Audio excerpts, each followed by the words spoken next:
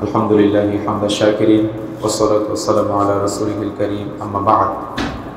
আলহামদুলিল্লাহ, প্রশংসা আল্লাহ সুবহানাহু ওয়া তাআলার দরবারে যে আল্লাহ রাব্বুল আলামিনের অশেষ মেহেরবানিতে আমরা আসরের সালাত আদায় করার পর থেকে পবিত্র কোরআন ও সহিহ সুন্নাহর আলোকে আলোচনা করার এবং শ্রবণ করার সুযোগ এবং তৌফিক পেয়েছি, যা আল্লাহ সুবহানাহু ওয়া তাআলা আমাদের কবুল করেছেন। সেই মহান রবের দরবারে আমরা হৃদয়ের গভীর প্রদেশ থেকে অন্তরের অন্তরস্থল থেকে শুকরিয়া আদায় করে সকলেই বলে আলহামদুলিল্লাহ।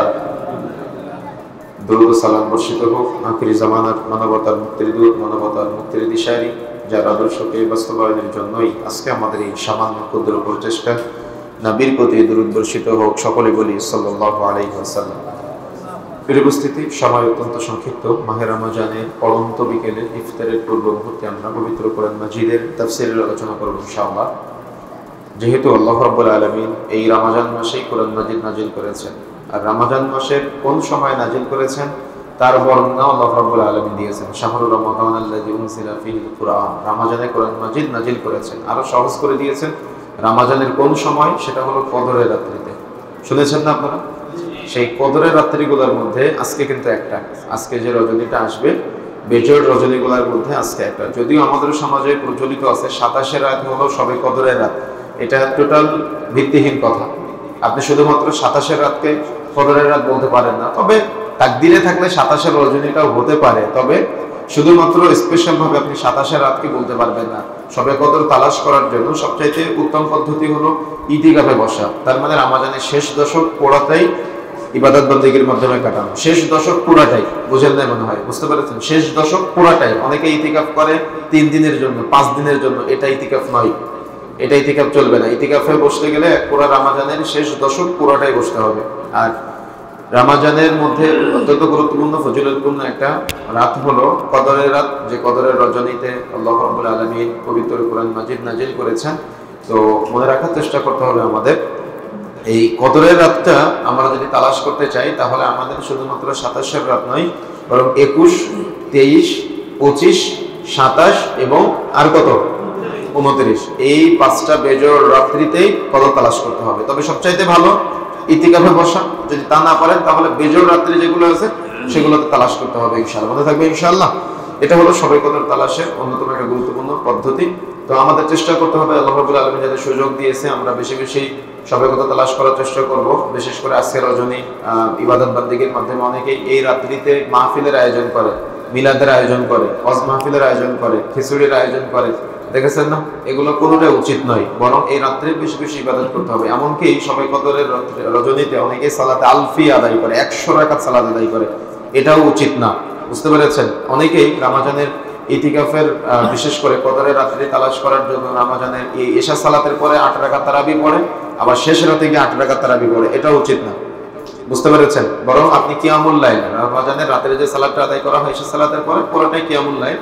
আপনি 4 রাকাত এশা সালাতের পরে পড়তে পারেন, আবার 4 রাকাত রাতের শেষ তৃতীয়াংশে পড়তে পারেন, রাত 1টা 2টার সময় পড়তে পারেন, কোনো সমস্যা নেই। আবার 2 রাকাত লং টাইম করে আপনি আদায় করতে পারেন। তার মানে আপনি রাসূলুল্লাহ সাল্লাল্লাহু আলাইহি ওয়াসাল্লাম যেহেতু রমজানের বাইরে 11 রাকাতের বেশি পড়েন নাই, এই জন্য আপনি পুরো রাত ব্যাপী 11 রাকাতে আদায় করবেন। তবে চেষ্টা করবেন সালাতটা লম্বা করার জন্য। রাকাত বাড়াতে হবে এমনটা না, তিলাওয়াত বাড়াবেন, দোয়া কালাম জিকির আজকার তাসবিহ তাহলিল এগুলা বাড়াবেন। তার মানে রাকাতটা বৃদ্ধি করবেন এমনটা না, তার মানে রাকাত বাড়াতে হবে এমনটা না, বরং সালাতটা লম্বা করবেন।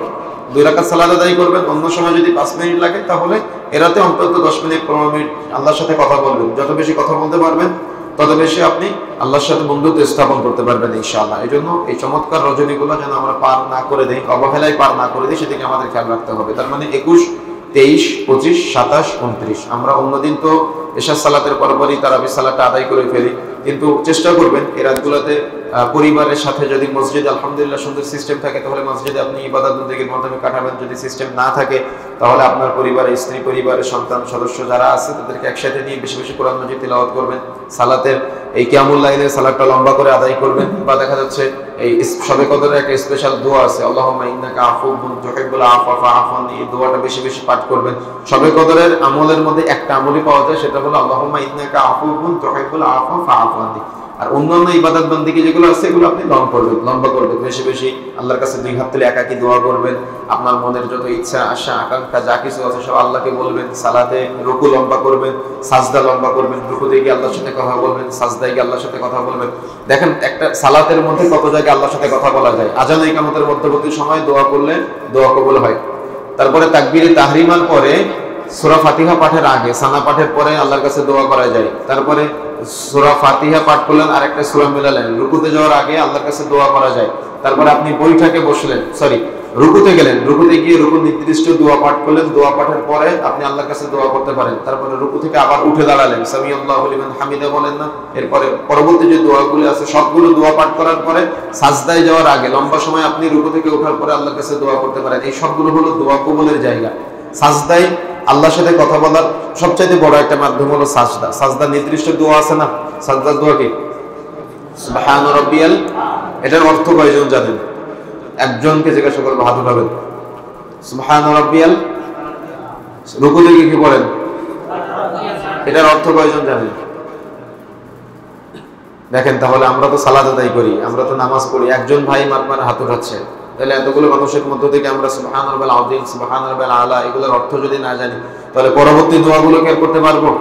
এই দোয়া করার জায়গা, দোয়া কবুলের জায়গা, রুকুতে গিয়ে সাজদায় গিয়ে আল্লাহর সাথে কথা বলতে হয়। আপনি চোখের পানি ফেলে আপনি আল্লাহর কাছে সাজদায় গিয়ে আপনার মনের যত ইচ্ছা আশা আকাঙ্ক্ষা যা কিছু আছে সব বলবেন। বৈঠকে বসে আত্তাহিয়াতু দুরূদ শরীফ দোয়া মাসুরা পাঠের পরে সালাম ফেরানোর আগে লম্বা সময় আল্লাহর সাথে কথা বলা যায়।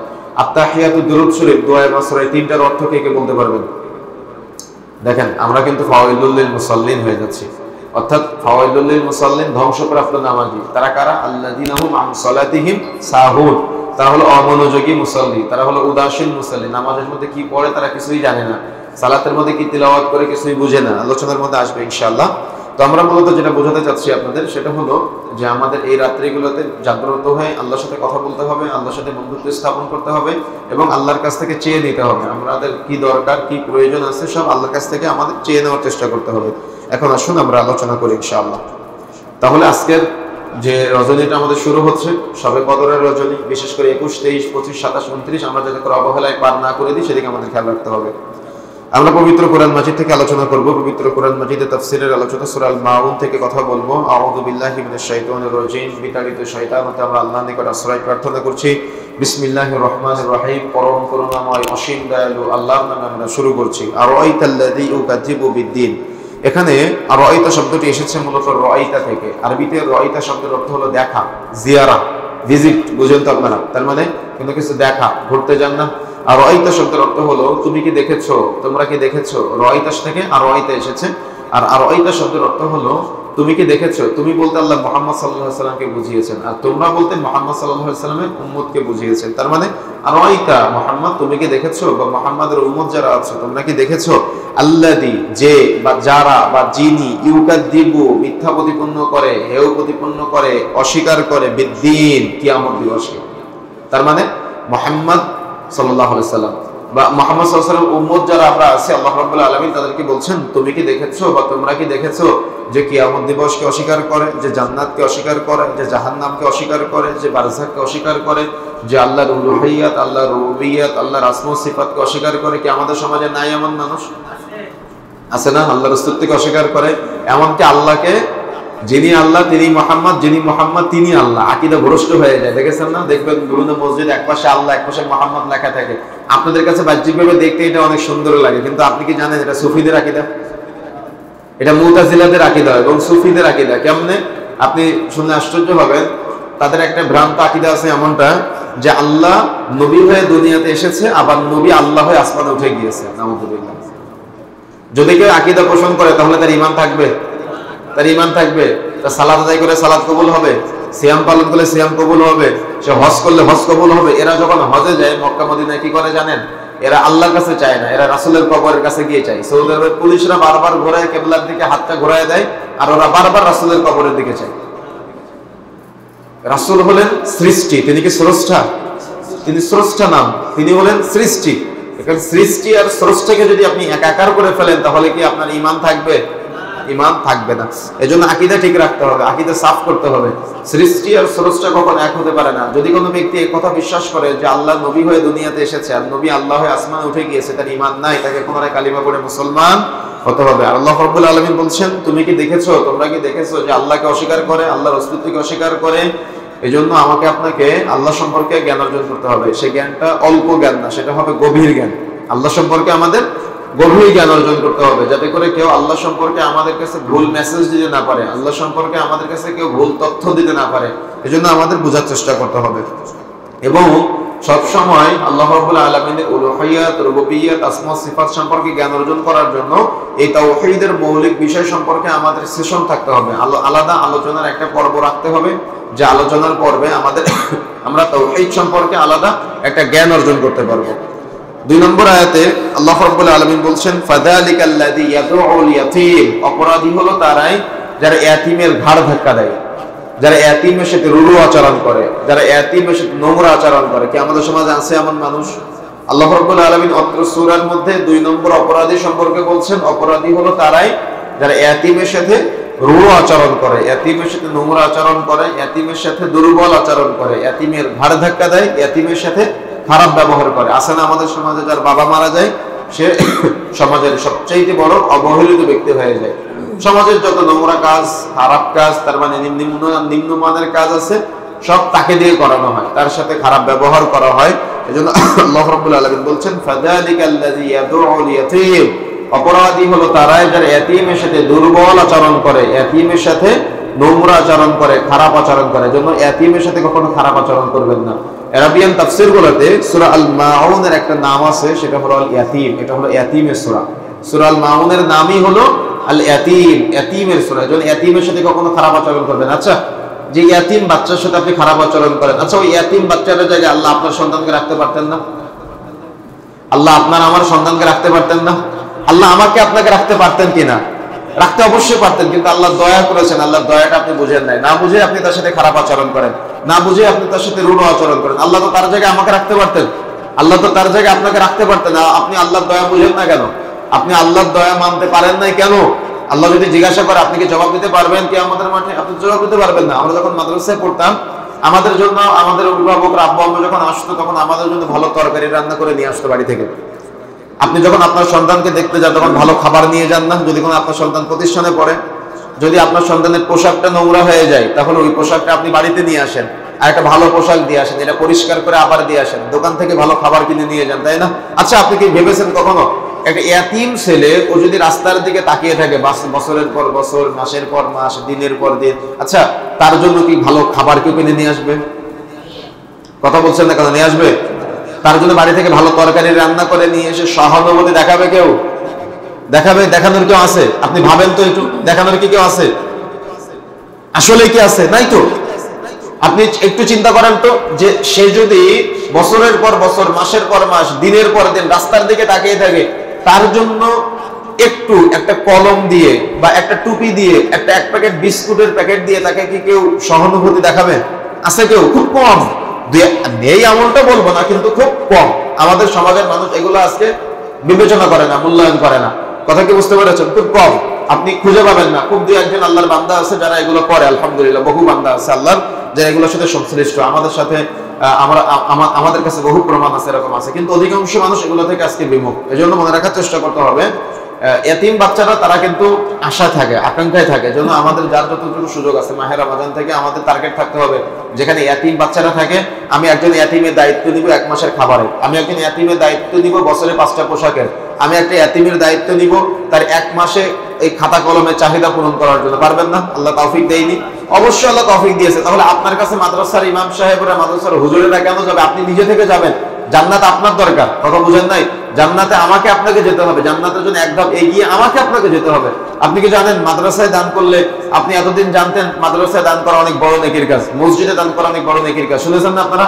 এগুলা অনেক ফজিলতপূর্ণ আমল, আমি এগুলোকে ছোট করতেছি না। মান বানা লিল্লাহি মাসজিদান, যে ব্যক্তি মসজিদ নির্মাণ করবে তার জন্য জান্নাতে ঘর নির্মাণ করা হবে, এটা কি ফজিলতের আমল না? এটা অনেক বড় ফজিলতের আমল। কিন্তু আপনি কি জানেন এর চেয়ে ফজিলতপূর্ণ আমল আছে? রাসূলুল্লাহ সাল্লাল্লাহু আলাইহি ওয়াসাল্লাম বলছেন, আপনি মসজিদ নির্মাণ করলে আপনি জান্নাতে ঘর পাবেন, কিন্তু আপনি ইয়াতিম লালন পালন করলে আপনি রাসূলের সাথে জান্নাতে থাকতে পারবেন। সুবহানাল্লাহ, কোনটা ফজিলতের বেশি? আপনি বুঝেন না মনে হয়। আপনি কি বুঝতে পেরেছেন? আকাঙ্ক্ষা থাকা লাগবে, জান্নাতও পাবে, রাসূলের সাথে জান্নাতে থাকতে পারবে। সুবহানাল্লাহ।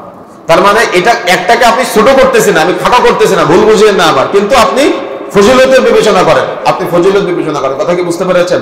আপনি রাসূলের সাথে জান্নাতে থাকার আকাঙ্ক্ষা কি, এটা কি চারটেখানি ব্যাপার?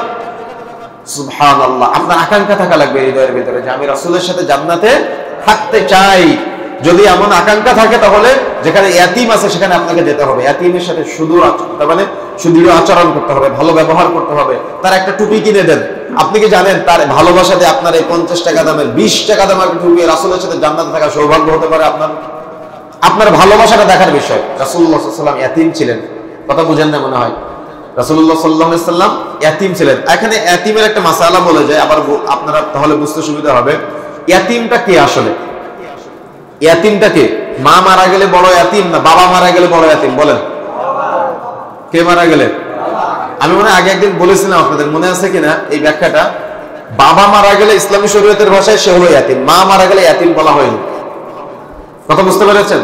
মা মারা গেলে তাকে ইয়াতীম শরীয়তের ভাষায় বলা হয় না, যদিও আমাদের অনেক খারাপ লাগে, তাই না? কিন্তু মা মারা গেলে তাকে ইয়াতীম বলা হয়নি। মূলত ইয়াতীম হবে যদি কারণ বাবা মারা যায়, তাহলে সে ইয়াতীম।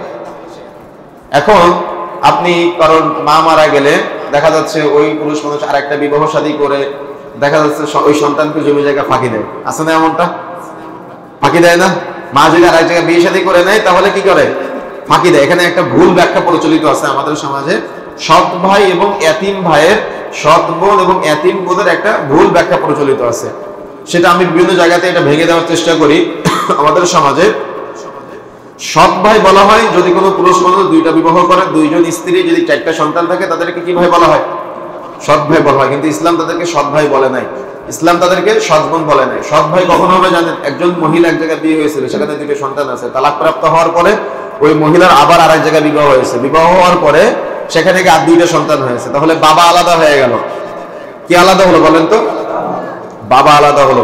যখন বাবা আলাদা হয়ে যায় তখন ও সৎ ভাই হয়ে যায়, সৎ বোন হয়ে যায়। কিন্তু মা আলাদা হলে সৎ ভাই হয় না, তারা সবাই আপন ভাই। তার মানে একজন পুরুষ মানুষ 4টা বিবাহ করলে 4 জন স্ত্রীর যদি 2টা করে 8টা সন্তান থাকে, তাহলে সবাই কি ভাই? সবাই আপন ভাই, কেউ সৎ ভাই না। কথা বুঝতে পেরেছেন? আর সৎ ভাই তখন হবে যখন কে আলাদা হবে?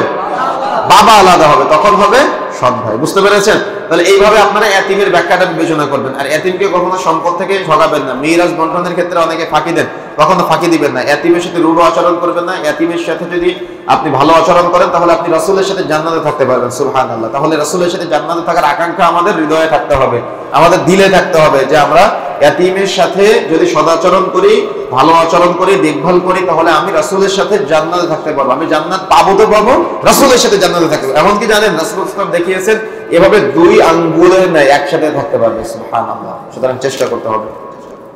ওয়ালা ইয়াহুদ্দু আলা তুআমিল মিসকিন, অপরাধী হলো তারাই যারা মিসকিনের সাথে নোংরা আচরণ করে, মিসকিনকে খাদ্যদানে অনুৎসাহ প্রদান করে। এটা হলো মিসকিনকে খাদ্যদানে অনুৎসাহ প্রদান করে। রাসূলুল্লাহ সাল্লাল্লাহু আলাইহি ওয়াসাল্লাম জিজ্ঞাসা করা হয়েছিল, ইয়া রাসূলুল্লাহ আইয়ুল ইসলামি খায়র, ইসলামের কোন কাজটি উত্তম? আল্লাহ রাসূল বলেছিলেন, ক্বালা তুতিউমুত তাআম ওয়া তাকরাউস সালাম আলা মান আরাফতা ওয়া মান লাম তা'রিফ, তুমি খাদ্য খাওয়াবে, পরিচিত অপরিচিত সকলকে সালাম প্রদান করবে।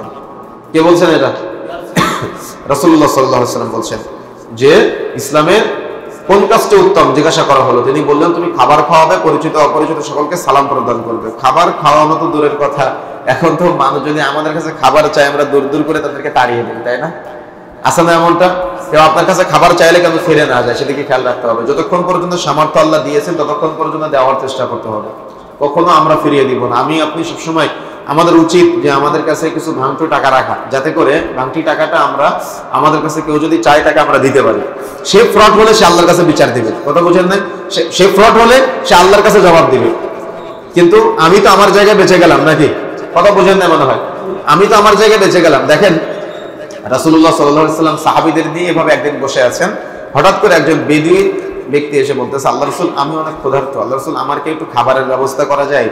তো রাসূলুল্লাহ সাল্লাল্লাহু আলাইহি ওয়াসাল্লাম সাহাবীদের কাছে প্রথমে নিজের স্ত্রীদের কাছে খবর পাঠালেন। যখন রাসূলের স্ত্রীদের কাছে খবর পাঠালেন, ঘর থেকে খবর আসলো যে বাড়িতে শুধু পানি আছে আর কিচ্ছু না। রাসূলের বাড়িতে কি আছে?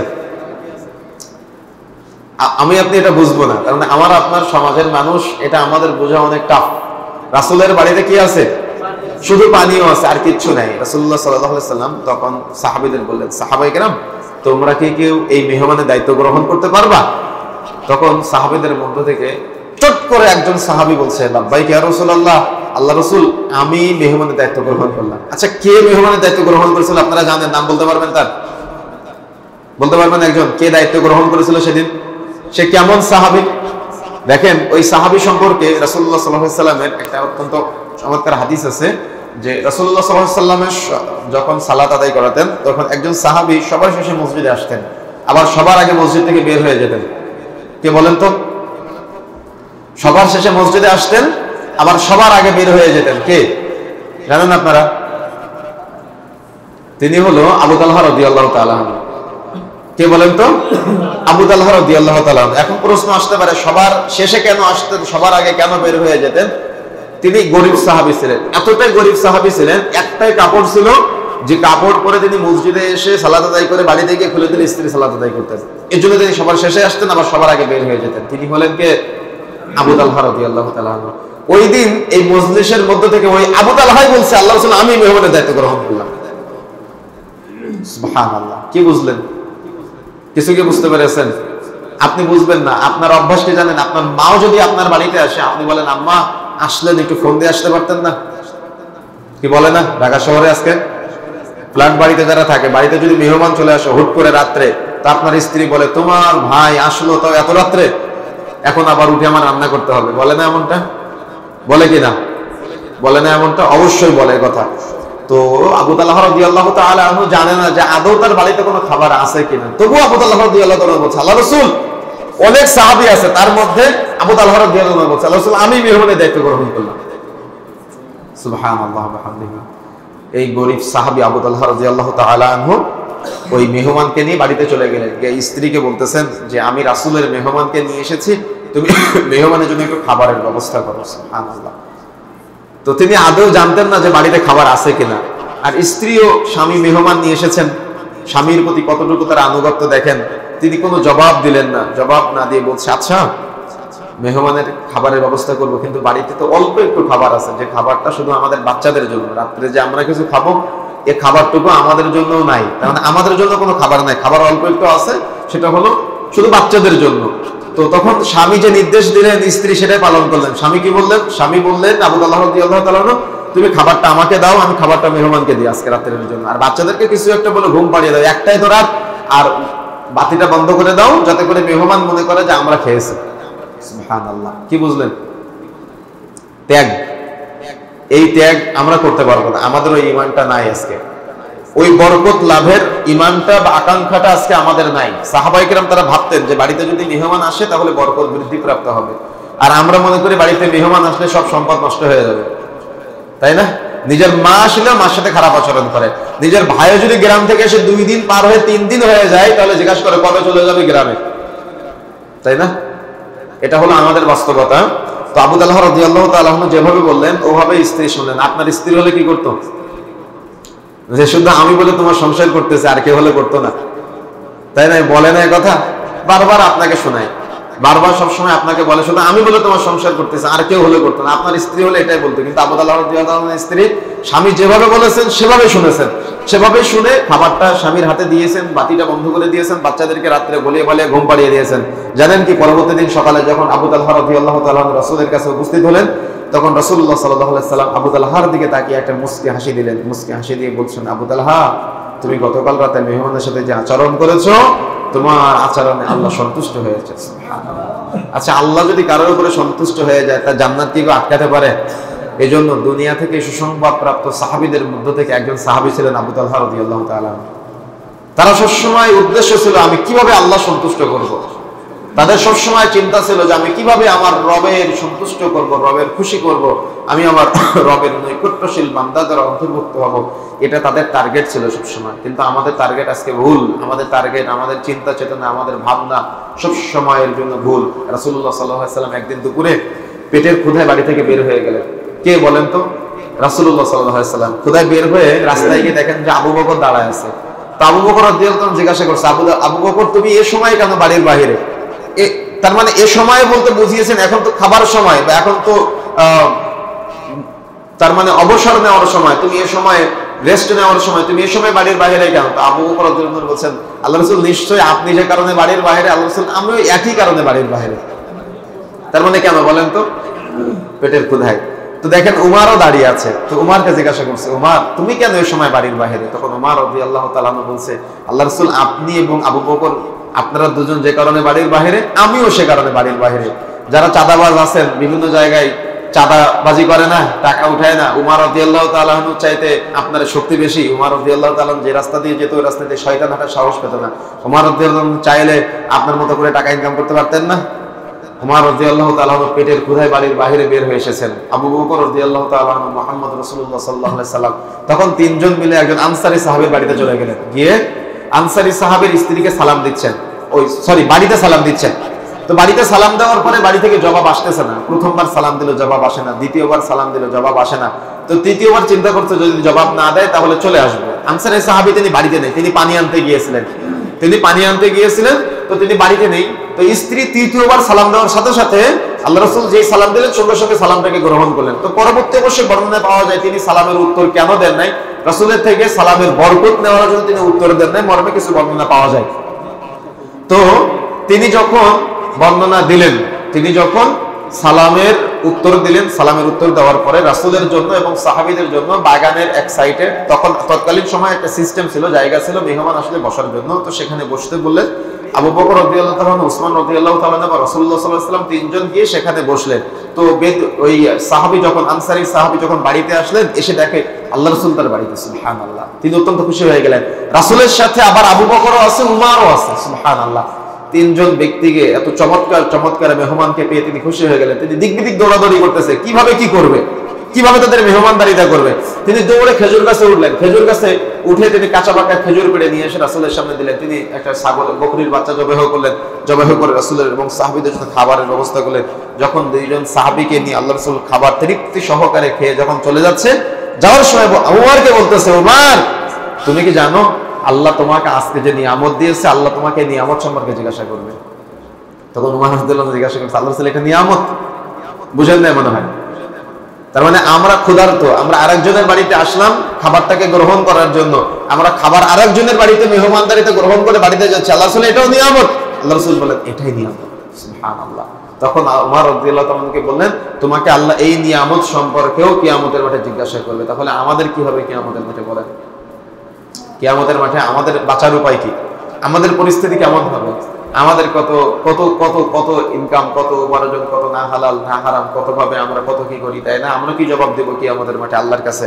দেখেন, আর আমরা একজন ফকির যদি আমাদের কাছে আসে, মিসকিন যদি আমাদের কাছে আসে, আমাদের প্রতিবেশীরা না খেয়ে অনাহারে রাত্রি যাপন করে, আমরা কোনো খোঁজ নেই না। অথচ রাসূলুল্লাহ সাল্লাল্লাহু আলাইহি ওয়াসাল্লাম বলছেন, আপনি ততদিন পর্যন্ত মুমিন হতে পারবেন না যতদিন পর্যন্ত আপনি এই খোঁজটা না নিবেন যে আপনার প্রতিবেশীদের মধ্যে যদি কেউ অনাহারে রাত্রি যাপন করে আর আপনি পেট পরিপূর্ণ করে রাত্রি যাপন করেন, তাহলে আপনি ঈমানদার না।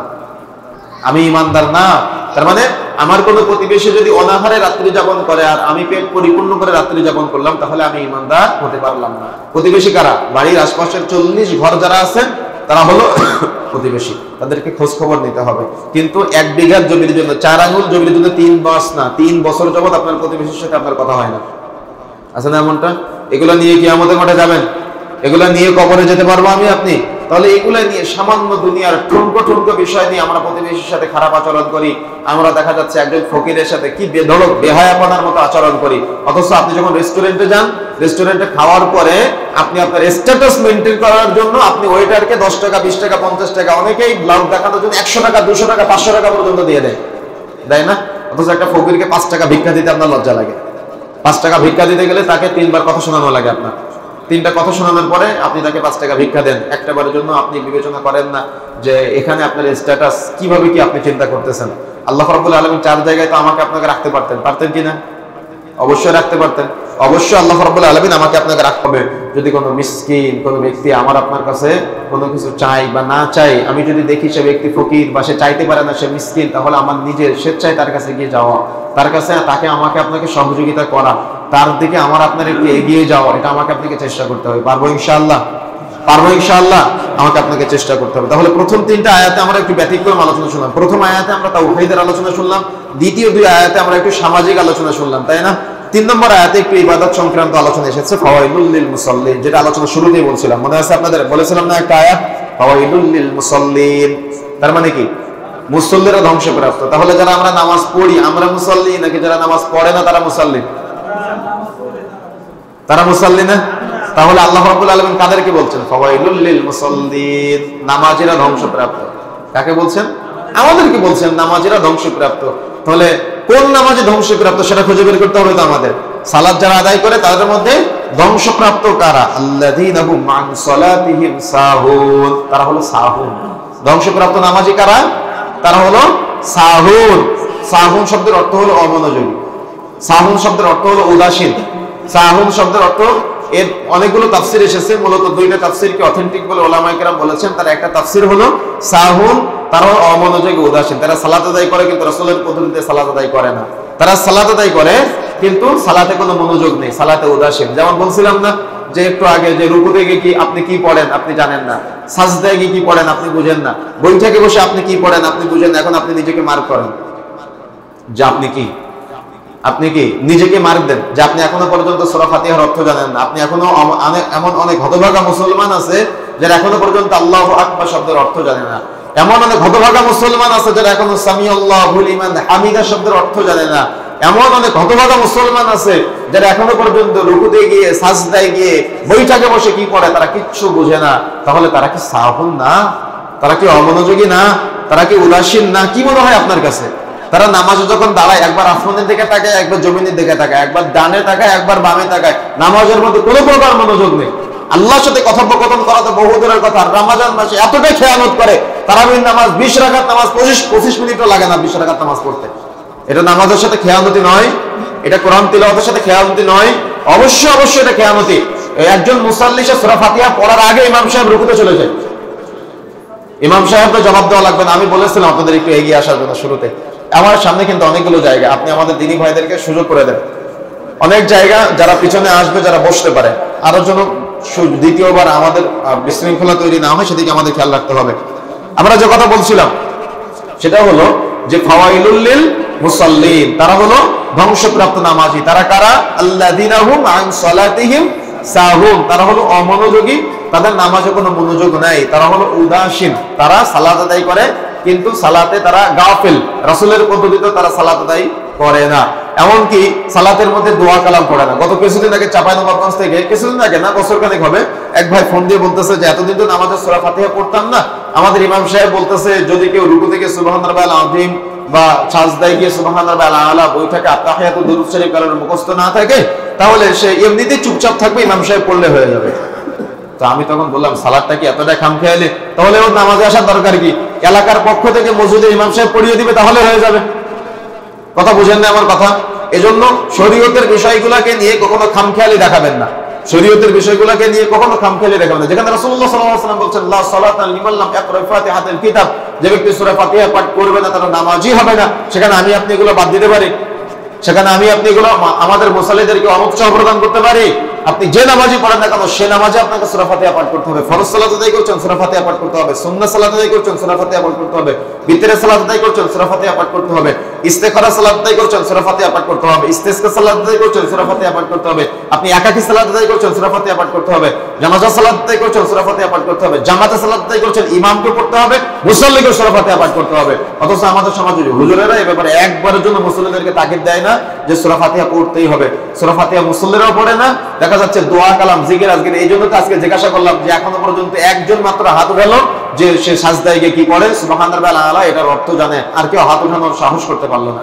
তাহলে আপনি যে সালাত আদায় করতেছেন আপনি কি সাহুন না? আপনি কি ফাওয়াইলুল লিল মুসাল্লিন না? আপনি কি অমনোযোগী মুসাল্লি না? আপনি কি উদাসীন মুসাল্লি না? শুনতে খারাপ লাগলো, এটা বাস্তবতা। সুতরাং আমাকে আপনাকে সালাত সম্পর্কে এ টু জেড জ্ঞান অর্জন করতে হবে, রাসূলের পদ্ধতিতে সালাত আদায় করতে হবে, এবং রাসূলের পদ্ধতিতে সালাত আদায় করতে হবে তো হবে। আমাকে আপনাকে বিবেচনা করতে হবে যে আমি যাতে করে সাহুন হয়ে না যাই, আমি যাতে করে অমনোযোগী না হয়ে যাই, আমি যাতে করে উদাসীন না হয়ে যায়, আমি যাতে করে ওই ফাওয়াইলুল লিল মুসাল্লিনের কাতারে আমার জন্য নাম চলে না আসে, সেদিকে আমাদের খেয়াল রাখতে হবে। আমি সাহেব তিলাওয়াত করবে, আমাকে আপনাকে ওই তিলাওয়াতের সাথে সাথে পড়তে হবে এবং আমাকে আপনাকে প্রতিটা শব্দের অর্থ বুঝতে হবে। এই যে আয়াতের তাফসীরগুলো আজকে বলতেছে, আপনি যদি অর্থগুলো জানতেন তো সূরা আল মাউন তিলাওয়াত করলে আপনি কি সালাতের মধ্যে প্রশান্তি পেতেন না? আপনি কি পেতেন না প্রশান্তি? অবশ্যই প্রশান্তি পেতেন, কিন্তু আপনি কি করতেছেন? আপনি এগুলা নিয়ে আপনার একটা বারের জন্য আপনার কোনো বিবেচনা নেই যে এগুলো আমার জানতে হবে। একটা বারের জন্য শুধু দুনিয়া দুনিয়া দুনিয়ার পিছনে আমাকে দৌড়াতে হবে। 50 বছর বয়স, লজ্জাও লাগে না যে আপনি এখন সূরা ফাতিহার অনুবাদ জানেন না, শরমও লাগে না যে আপনি এখন রুকু থেকে সুবহানাল্লাহ আযীম পড়তে পারেন না, আপনি এখন এটার অর্থ জানেন না। শরম থাকা তো দরকার, লজ্জা থাকা তো দরকার। অথচ বাচ্চারা মসজিদে আসলে বাচ্চাদের মসজিদ থেকে বের করে দেন, বাচ্চাদেরকে মসজিদ থেকে বের করে দেন আজকে আমাদের সমাজের মানুষ। অথচ আরাবিয়ান কান্ট্রির গুলোতে বাচ্চারা মসজিদে আসে, বাচ্চাদের খেলনার ব্যবস্থা করা হয়েছে। আর আপনার মসজিদের এত পরহেজগার মুসাল্লি, এত তাকওয়াশীল মুসাল্লি, তাদের তাকওয়ায় ঘাটতি করে যায় যে বাচ্চাদের মসজিদ থেকে বের করে দেয়। আপনাকে কোন মুফতি সাহেব ফতোয়া দিয়েছে যে বাচ্চা কথা বললে আপনার নামাজের ক্ষতি হয়? সে মুফতি সাহেবকে নিয়ে আসেন। কোন হুজুর আপনাকে ফতোয়া দিয়েছে যে বাচ্চা কথা বলে আপনার নামাজের ক্ষতি হয়? রাসূলুল্লাহ সাল্লাল্লাহু আলাইহি ওয়াসাল্লাম সালাত আদায় করতেছে, রাসূলের ঘাড়ে পিঠে নাতি হাসান হুসাইন উঠে, রাসূলের নামাজের ক্ষতি হয় না। আর আপনি এত বড় মুফতি সাহেব হয়ে গেছেন যে বাচ্চা কথা বলে আপনার নামাজের ক্ষতি হয়। আপনি এত বড় আল্লাহওয়ালা ব্যক্তি হয়ে গেছেন যে বাচ্চা কথা বলে আপনার নামাজের ক্ষতি হয়। কোন মুফতি সাহেবের মাসালার ভিত্তিতে বাচ্চাকে মসজিদ থেকে বের করলেন আপনি? এর জন্য তো সমাজের উলামায়ে কেরাম দায়িত্বহীন ভাষায় বলেছেন যে মসজিদের পিছনের কাতারে যদি বাচ্চাদের কিসির মিছিরের শব্দ শোনা না যায়, মনে করবে পরবর্তী প্রজন্মের মসজিদ মুসাল্লি শূন্য হয়ে যাবে। যার বাস্তবতা দেখেন, কয়জন যুবক মুসাল্লি আজকে, কয়জন বাচ্চাকে পাওয়া যায়? বাচ্চাদেরকে মসজিদ থেকে বের করে দিবেন না, মনে থাকবে। বাচ্চাদেরকে মসজিদ থেকে বের করে দেওয়ার দুঃসাহস দেখাবেন না। বাচ্চাদেরকে কখনো মসজিদ থেকে বের করে দিবেন না। বাচ্চাদের সাথে দৃঢ় আচরণ করবেন, বাচ্চাদের সাথে রূঢ় আচরণ করবেন না। বাচ্চাদের সাথে সুন্দর আচরণ করবেন, নম্র আচরণ করবেন, সালাতে অভ্যস্ত করবেন, তাদেরকে সালাতের প্রশিক্ষণ দিবেন, সালাতের শিক্ষা দিবেন। তাহলে তারা সালাতের মধ্যে কি তিলাওয়াত করতেছে, কি পড়ে তারা জেনে বুঝে করতে পারবে ইনশাআল্লাহ, মনে থাকবে। এজন্য বাচ্চাদের সাথে কখনো খারাপ আচরণ করবেন না, বাচ্চাদের কখনো মসজিদ থেকে বের করে দিবেন না। আপনার বাচ্চাকে আপনি সাথে নিয়ে মসজিদে যাবেন। এখন আপনি হয়তো বলতে পারেন, বাচ্চাকে মসজিদে নিয়ে গেলে বাচ্চাদের কথা বলে, বাচ্চাদেরকে এক কর্নারে দিয়ে দেন কেন? বড়দের মাঝখানে ঢুকায় নেবেন, তাহলে কথা বলার সুযোগ পাবে না। বাবা কিভাবে সালাত আদায় করে, ভাই কিভাবে সালাত আদায় করে, তারা এগুলো শিখবে ইনশাআল্লাহ। আমার কথা কি বুঝতে পেরেছেন? কখনো বাচ্চাদের মসজিদ থেকে বের করে দিবেন না। আল্লাযীনা হুম ইউরাউন, অপরাধী হলো তারাই যারা লোক দেখানোর জন্য সালাত আদায় করে। ইমাম সাহেব পাশে থাকলে 2 রাকাত নামাজ 5 মিনিট, আর কেউ পাশে না থাকলে 2 রাকাত নামাজ 30 সেকেন্ড। কি আছে না এমনটা আমাদের? তার মানে কেউ পাশে থাকলে 2 রাকাত নামাজ লম্বা হয়ে যায়, আর কেউ না থাকলে 2 রাকাত নামাজ শর্ট হয়ে যায়, সংক্ষিপ্ত হয়ে যায়। এটা চলবে না। দেখা যাচ্ছে যে ওই সালাত আদায় করে না, কিন্তু লোক দেখানোর জন্য সালাত আদায় করে। তারপরে রাকাতের কিরাত বাড়ায় লোক দেখানোর জন্য, লৌকিকতা প্রদর্শনের জন্য। অমুক মসজিদে 50 মিনিট সালাত হয়, আমার মসজিদে একটু আমি বেশি সালাত আদায় করব, লং টাইম, যাতে করে লোক বলতে পারে যে অমুক মসজিদে বেশিক্ষণ সালাত হয়। তার মানে যদি কোনো কিছু আমাদের মাঝে এরকম লোক দেখানোর জন্য হয়ে যায়, তাহলে আমাদের এটা কবুলযোগ্য হবে না, বরং আমরা কি হয়ে যাব বলেন তো? ফাওয়াইলুল লিল মুসাল্লিন, আমরা ধ্বংসপ্রাপ্ত মুসাল্লি হয়ে যাব, ধ্বংসপ্রাপ্ত মুসাল্লি হয়ে যেতে হবে। সুতরাং লোক দেখানোর জন্য দান করা, লোক দেখানোর জন্য হজ করা, লোক দেখানোর জন্য সালাত আদায় করা, লোক দেখানোর জন্য যাকাত দেওয়া। খুতবার মধ্যে বলেছিলাম, মনে আছে? লোক দেখানোর জন্য যাকাত দিতে গিয়ে পদদলিত হয়ে হাসপাতালে ভর্তি হয়ে যায় মানুষ। লোক দেখানোর জন্য যাকাত দেয়, শাড়ি কাপড় চোপড় দিয়ে, এটা চলবে না। লোক দেখানোর জন্য মানুষ নামাজ লম্বা করে, এটা চলবে না। লোক দেখানোর জন্য নামের আগে আলহাজ লাগানোর জন্য হজ করতে যায়, এটা চলবে না। নামের আগে দানবীর লাগানোর জন্য দেখা যাচ্ছে যে ওই দান করে, এটাও চলবে না। দানবীর আব্দুল কুদ্দুস বলে না এমনটা, দানবীর আব্দুল্লাহ বলে না এমনটা, এটা চলবে না। আলহাজ অমুক, এই ভাই আপনার নামের আগে আলহাজ লাগালেন, তো আমি তো 5 ওয়াক্ত নামাজ পড়ি, আমার নামের আগে কি লাগানো দরকার? তাহলে আমার নামের আগে লাগান। কথা বুঝেন না? গ্রামে যদি কেউ একবার হজ করে, তাহলে তার নাম হাজী সাহেব।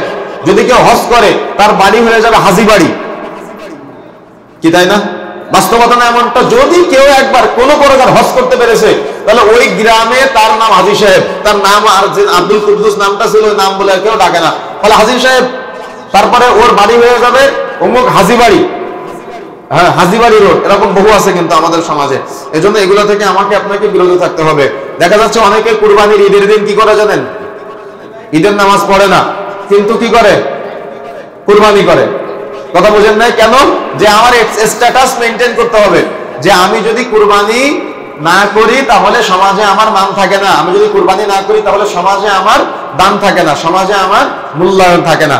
এই জন্য আমাকে আপনাকে বিরত থাকতে হবে। আল্লাযীনা হুম ইউরাউন, লৌকিকতা প্রদর্শনের জন্য সালাত আদায় করা, দান সাদাকা করা, লৌকিকতা প্রদর্শনের জন্য ইবাদত বন্দেগী করা থেকে আমাদের বিরত থাকতে হবে। কথা কি বুঝতে পেরেছেন?